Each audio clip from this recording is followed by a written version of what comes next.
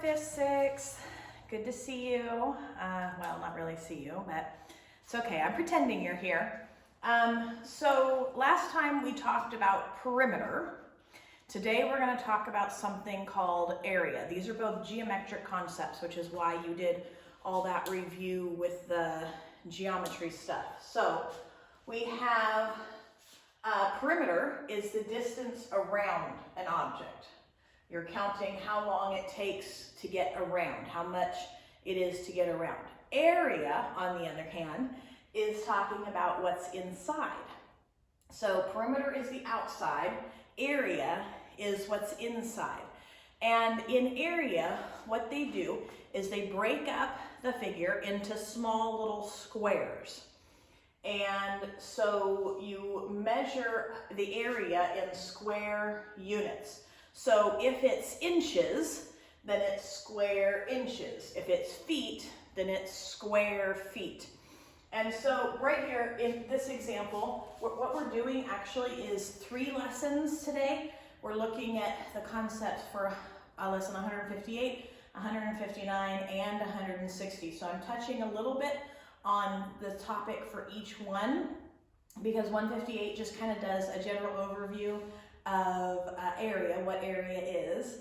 Then 159 talks about how to find the area of a rectangle, and 160 talks about how to find the area of a square. So you'll be well prepared after this to complete all 3 lessons. If you need to, you can come back and watch parts of this over again to help you remember, but you should remember just after this talk, okay? So first let's discuss what area is. So area is inside, and there's always going to be a length this way and a width this way, okay? In squares, it's the same number, but we'll talk about that in a minute.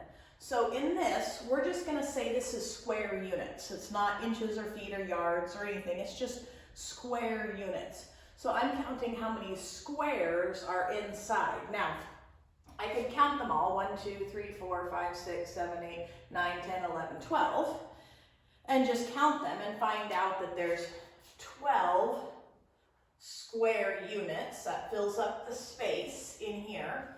Or I can go like this and count the bottom, 1, 2, 3, 4. So there's 4 squares on the bottom, 1, 2, 3. There's 3 squares on the top. And if I multiply my length times my width, what do I get? I get 12. That's my square. That's my area. Now, when I'm writing this as my answer, I have to remember to label it. Just like when we did perimeter, we needed to label it inches, feet, yards, whatever. We have to label area too. But in order to label area, you have to say square units. So if the measurement they're giving you is inches, you're going to say square inches. If it's feet, square feet. Yards, square yards. Meters, square meters, okay? Right here, we're just square units. So if I was properly labeling this, I would say square units. And you can just abbreviate square with an SQ period, and that's just fine. Okay, so now let's talk about a rectangle. We basically just did it, okay? So here, this is a rectangle, right? Rectangle has 2 long sides, 2 short sides. That's the definition of a rectangle, okay? So here's our rectangle, and the formula to find our rectangle is area equals length times width, okay? And they're going to give us these length and width so we can fill in, okay? So now I'm on lesson 159, which is page 287. If you want to pull it out, but that's okay. You'll remember, and you can do it tomorrow if you need to, or you can watch the video again and remember, okay? So instead of counting all that's in there, we just discovered that if we times the length times the width, we get the same number. So that's the formula. So you don't have to, if you have a really big, if you're measuring the classroom and you're measuring how much area is on the floor, you don't want to count each box. That's huge. You can just times the length by the width and you'll get the number. So over here in number A, it's on page 287. It gives us that we have a rectangle, because we're talking about rectangles, that is 7 feet length and 5 feet width, okay? That's all we need to know. We don't need to see the shape. We just need to know our length and our width so that we can substitute them in here. So we write the formula. We've got it here, and we're going to plug in those numbers. Length is 7, width is 5, and then we're going to solve it. 7 times 5 is 35, and we are going to remember to label it. It's feet, and because we're doing area, it's square feet. Remember, we're measuring area, the inside. Perimeter is the outside, area is the inside, okay? Here's the next one. I mean, you see how easy these are. Area is actually pretty easy if you're getting just a solid shape, okay? Now make sure in these directions on the pages that you're paying attention. Is it asking for area or is it asking for perimeter, okay? Because you know the formula for perimeter, you just did it yesterday. So you need to make sure that in the directions you've got the right one. Okay, so B, our length is 15 yards and our width is 11 yards. So we've got our formula, length times width. 15 times 11, area equals, and it might be nice just to come over here and do a quick little, multiplication.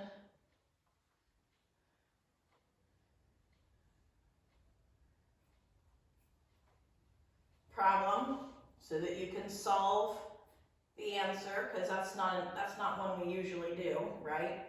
So we solved it. If you need to pause me so you can solve it, that's okay.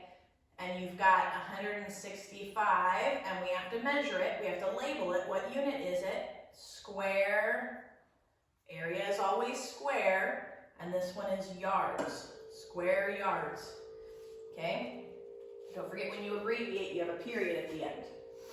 Okay, here's letter C. They give us the length and the width. Okay, so we're going to plug it into our formula. Length times width.